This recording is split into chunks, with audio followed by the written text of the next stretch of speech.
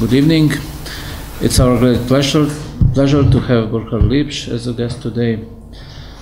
Professor Dr. Burkhard Liebsch teaches practical philosophy and social philosophy at the University of Bochum. His most recent publications include in der Zwischenzeit Spielräume menschlicher Generativität, or in the meantime, Leeways of Human Generativity, Zeitgewalt und Gewaltzeit, Violence of Time and Time of Violence, and as co-editor, Perspektiven europäischer Gastlichkeit, Perspectives of European Hospitality.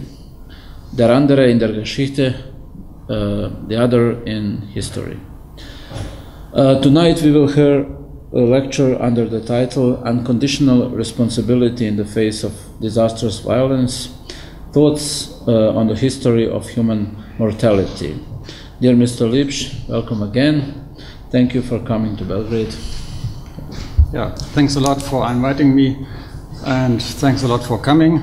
I know it's weekend, Saturday, time to relax.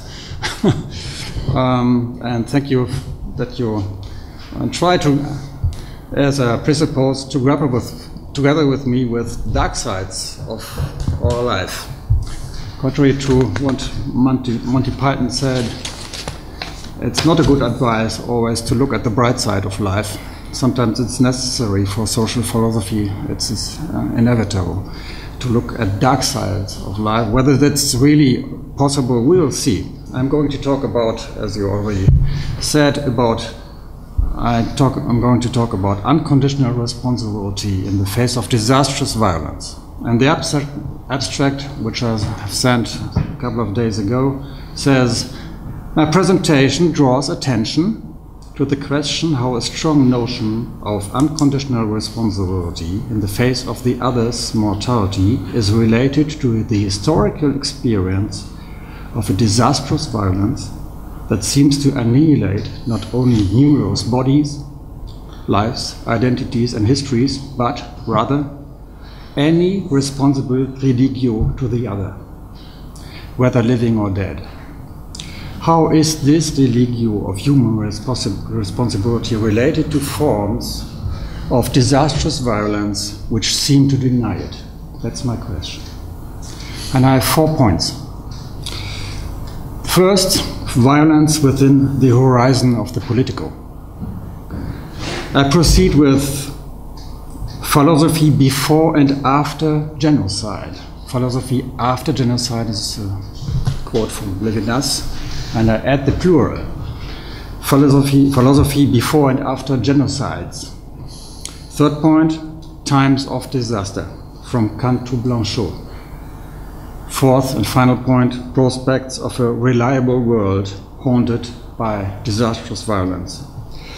I hope to end this word reliability, or a reliable world should indicate this. I hope to end with a less grim perspective as it might seem at the outset when you take the title of my presentation into account.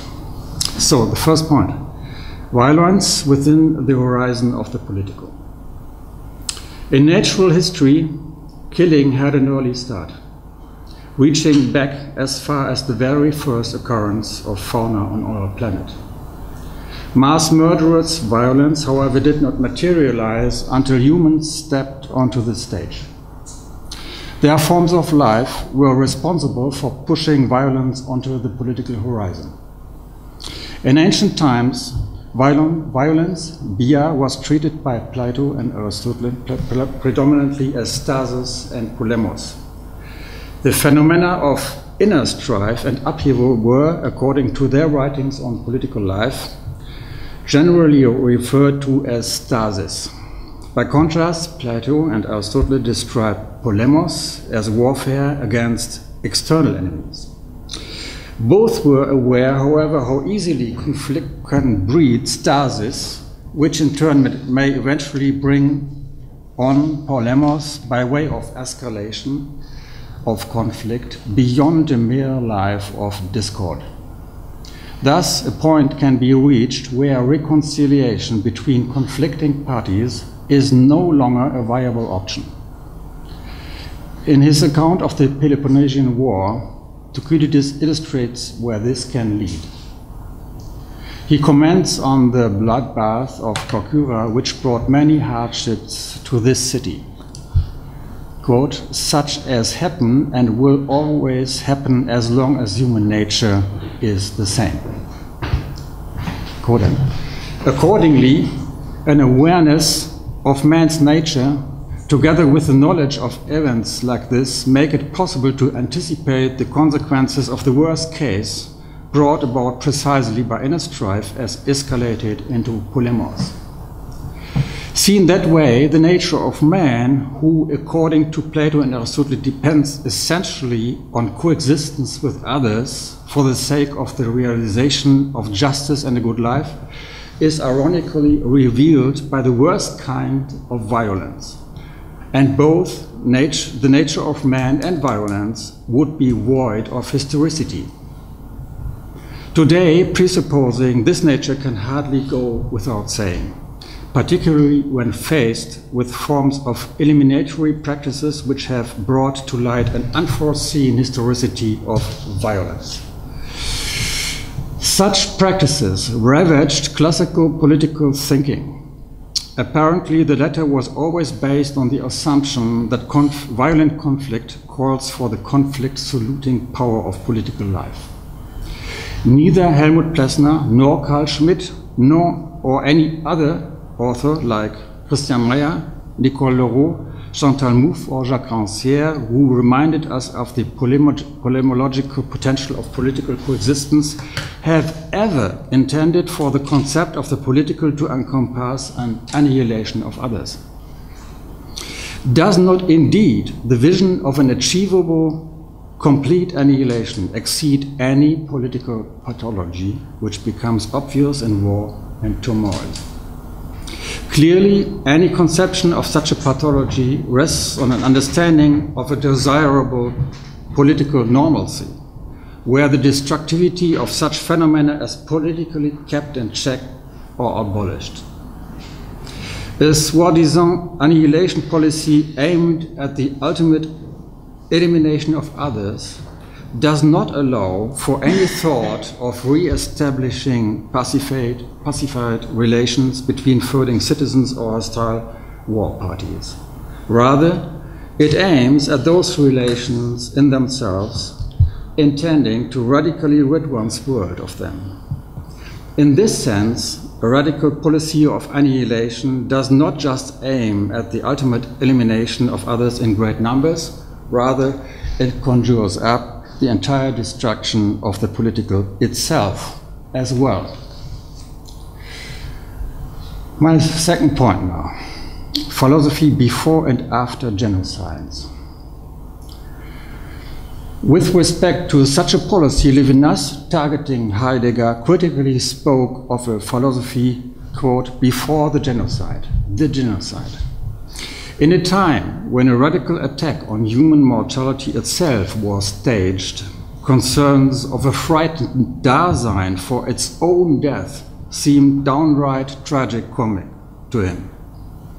In contrast to Heidegger's notion of care, Sorge, that ontologically pivots on the self, Levinas tried to convince us that the death of the other deserves and demands primacy over everybody's own death.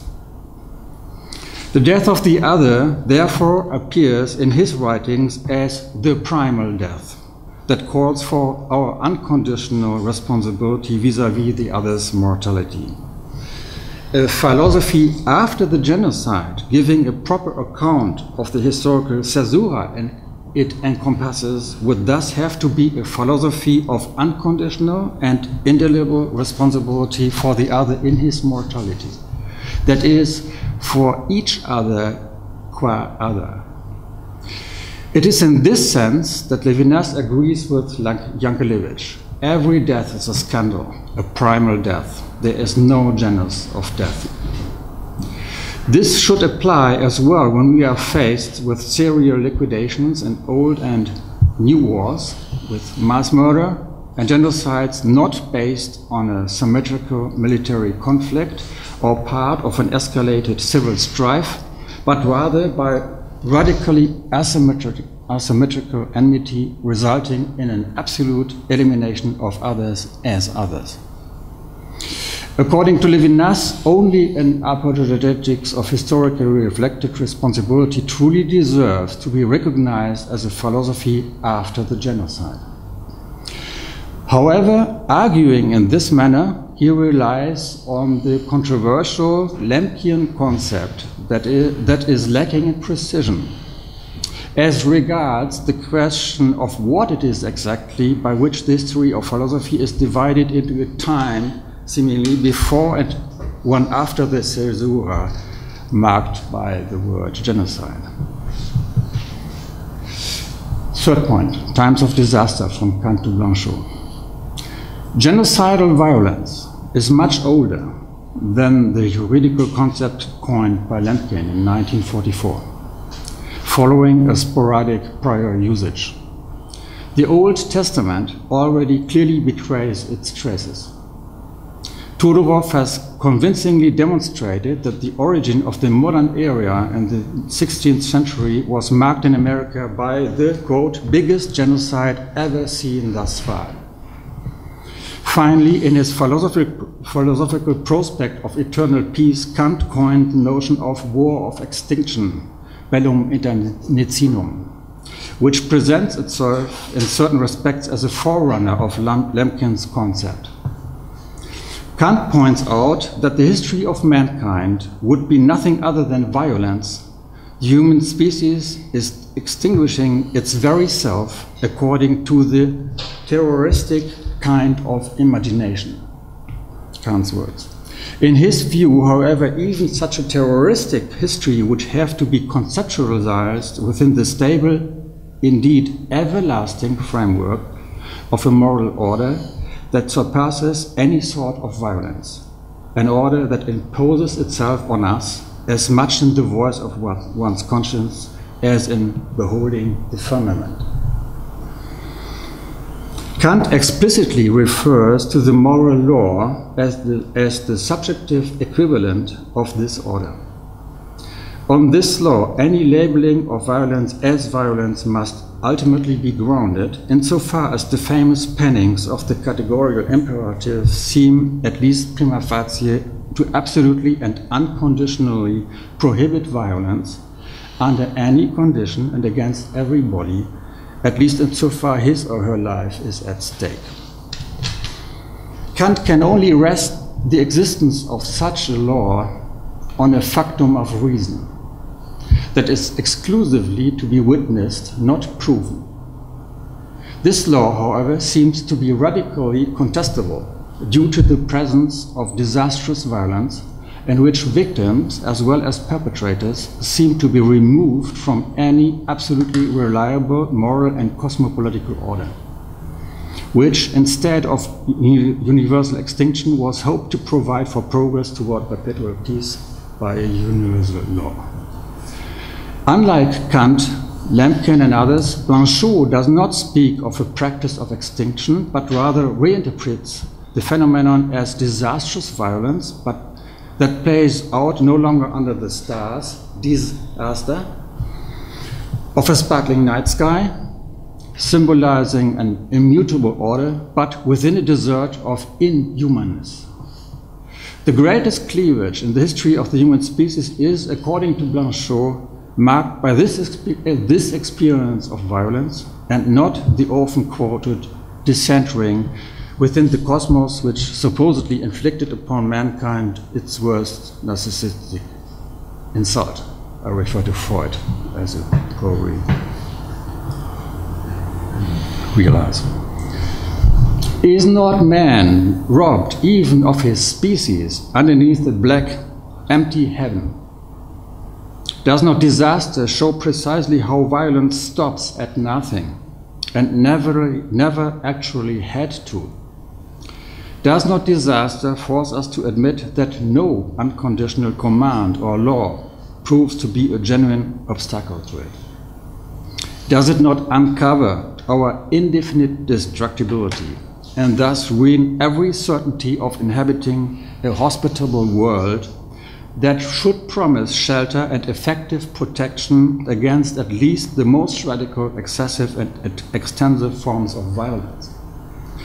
Disaster, says Blanchot, destroys not only things and persons by way of excessive and extensive forms of violence, rather it affects human thinking, including the very thought intent on understanding disaster itself. Hence, it can never fully be brought to light as an object of thought, though rather it allows only for a distant proximity. Each and every approximation is threatened to fall under the spell of disaster. Nevertheless, it leaves a trace in thinking on disaster, harming it, and thereby making the thinking harmful to us. Disaster renders us speechless, leaving only failed thinking in its wake. But can we really say that such an event eludes any sort of historization, even in the context of an era of disaster?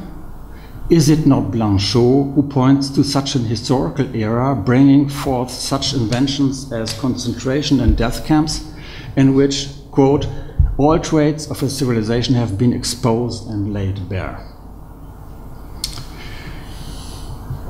It is precisely one moment of the disastrous that is being distilled from a complex occurrence of destruction by Blanchot, who, akin to La Coulabate, then declares this one incident to be a signum of a seemingly in its core already rotten history of Europe and mankind. All the while, no definition of disaster is offered by him. Instead, his writings suggest a proximity to the experience of disaster in order to confront his readers with the radical challenge of whatever served so far as a measurement of extreme violence, be it the voice of conscience, Kant, or the gift of responsibility, Levinas. Levinas takes responsibility to be an unsurmountable and unconditional moral resistance against even the most heinous of crimes, questioning everything that could get in the way of an unrestrainedly sovereign power of the perpetrators over their victims. In contrast to Levinas, Blanchot questions whether any evidence of such resistance is available.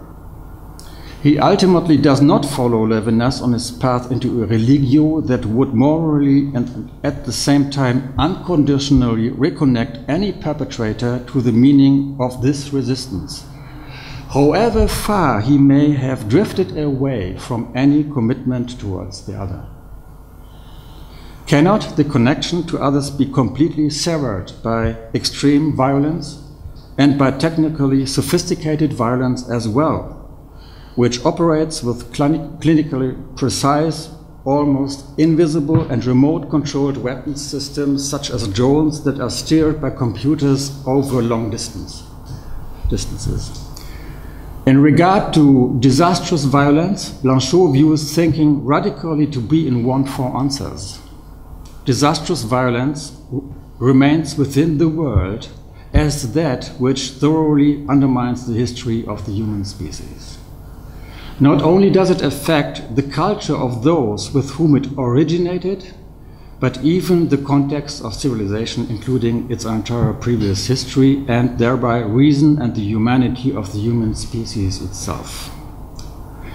Did the pipe dream of disastrous violence accomplish its set goals, though?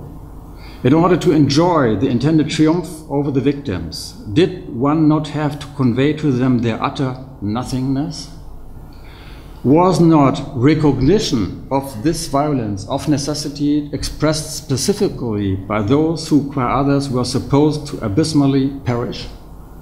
Had those acts otherwise not remained sheer destruction that might as well have been done to mere objects? Not only were those subjected to violence judged to be nothing, what is more, the perpetrators wanted them to concur with their annihilation. It was precisely this fact that led Robert Antelme to conclude the following. Even in the midst of the most extreme forms of violence, one can only die as a human being.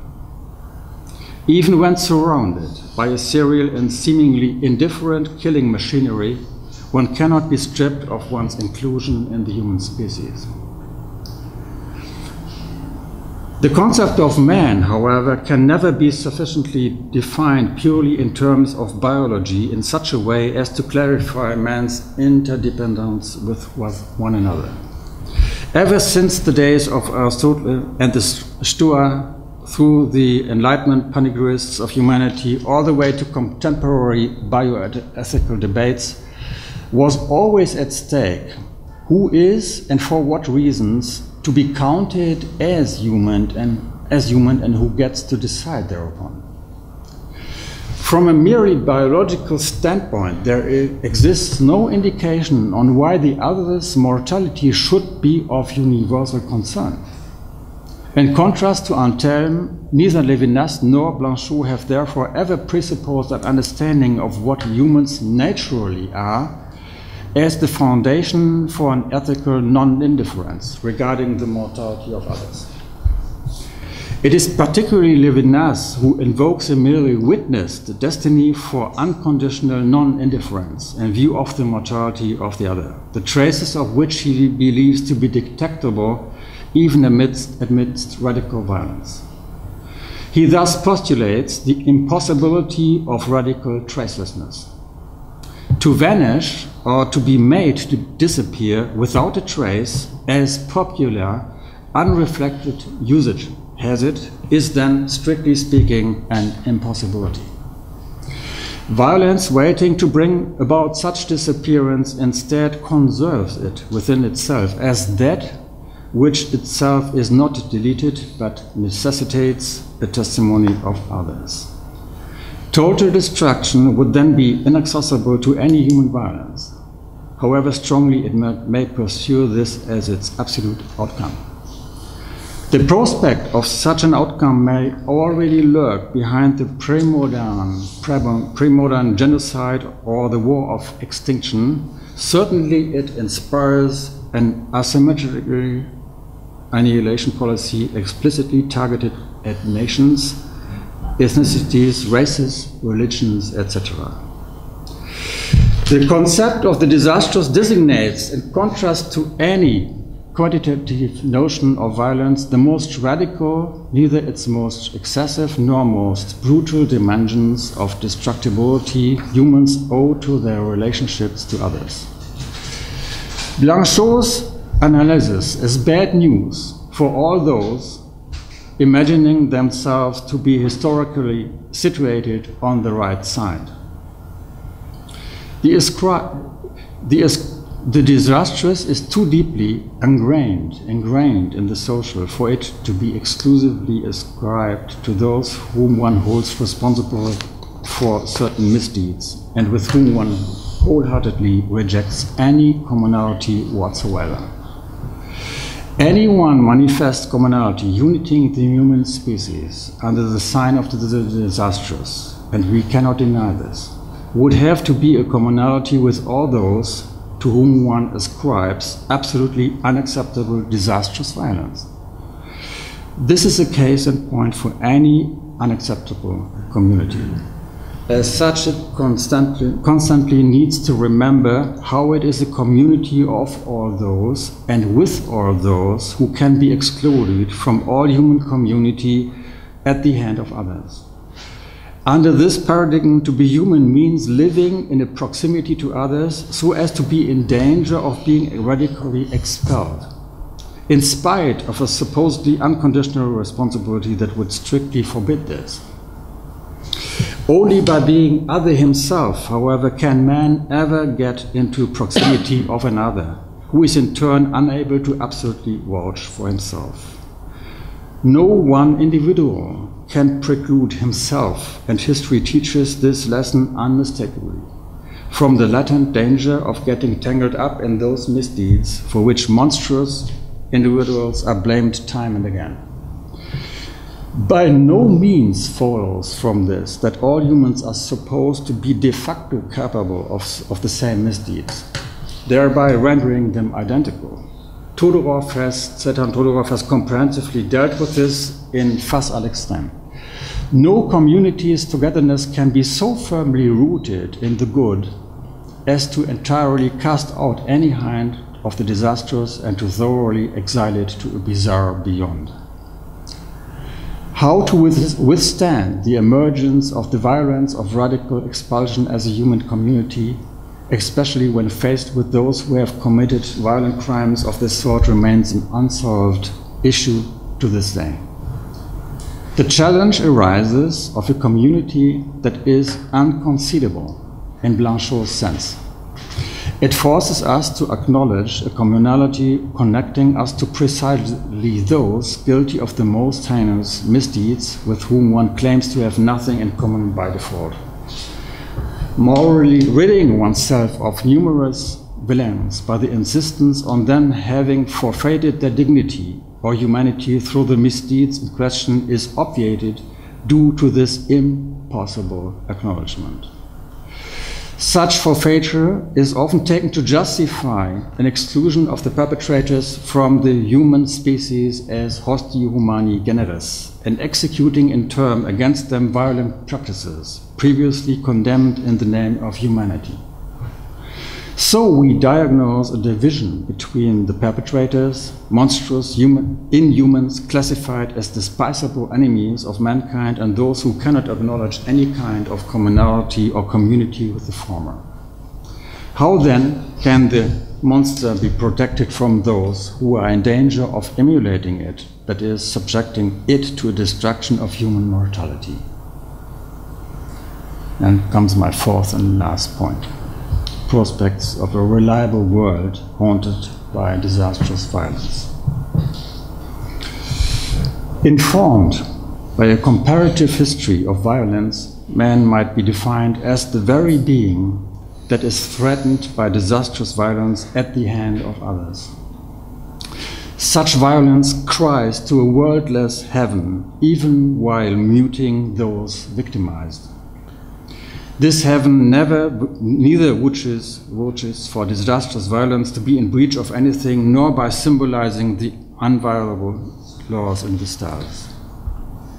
Even the moral resistance against violence that was believed to be decipherable from the visage of the other, that makes us unconditionally responsible for him, does not withstand this experience untainted. Those on the receiving end of disastrous violence are thus given over to absolute abandonment. This is far from being a Hobbesian commonplace. Famously, Hobbes ascribed to man the greatest thing, namely the ability to kill others. However, he did not imagine how human killing prose may possess its own historicity, one which in our times brings about a radical questioning of human mortality itself. Will we ever be able to account for the unceasingly budding temptation of disastrous violence against others by hypothesizing an abstract notion of incomparability between singular crimes? Are we not here faced with the same paradox of an indispensable comparison of the incomparable that we already encountered in the death of another, whom historians of violence tally with the death of innumerable, actually uncountable others in their body counts? No umbrella term, be it radicalized polemos, bellum internecinum, extinction or genocide, suffices to subsume the colonialist crimes, the genocides against the Hereros, Namas and the Armenians that occurred not much later, the Nazi annihilation policy, and the countless so-called ethnic cleansing of the present day. No umbrella term. We should be aware of a questionable decontextualization and ahistorization of specific phenomena of violence that may arise when differences between them are not adequately taken into account.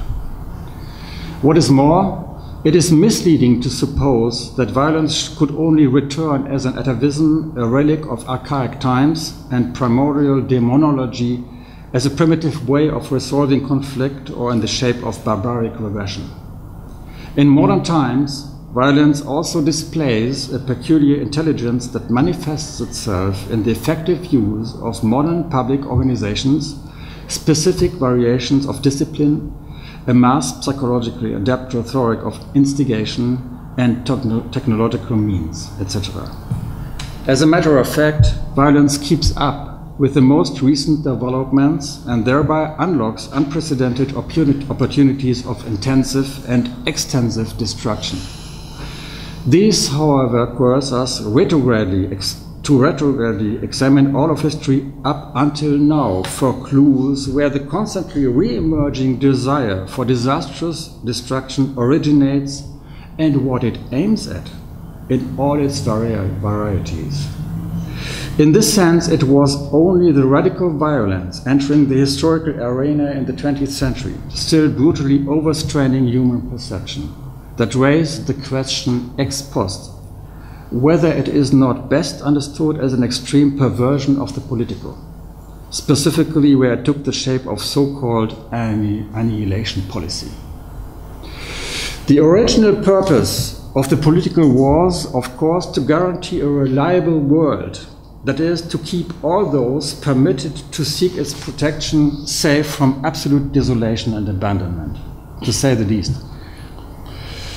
Only now can we begin to truly comprehend the meaning of the political for an answer to this challenge, in contrast to the ancient concept of the political.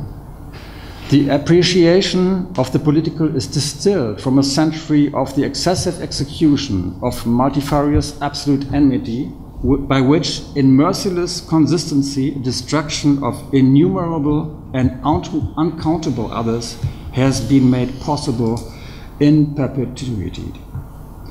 We are not just burdened by the heritage of all these attempts of bringing about an impossible world, rid of the religio to the other qua other.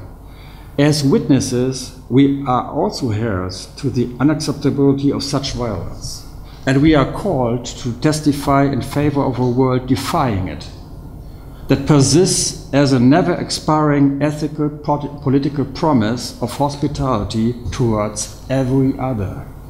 Even the radical enemy. Even the radical enemy. If we can ever promise to keep this promise, if we can ever promise to keep this promise of an unconditional and unrestricted hospitality is a moot point. At any rate, this practical implication incorporates the proper challenge that disastrous genocidal violence issues to others. The victims of the most recent genocides, from Rwanda via Srebrenica through to Darfur, were subjected to desolation and abandonment before the United Nations' very eyes. And that has damaged also our world afresh. It thus remains a world with reservations at best, even for us, whose historicity and identity rests on a dubious ground, where natural and human history interfere. Thanks for your attention.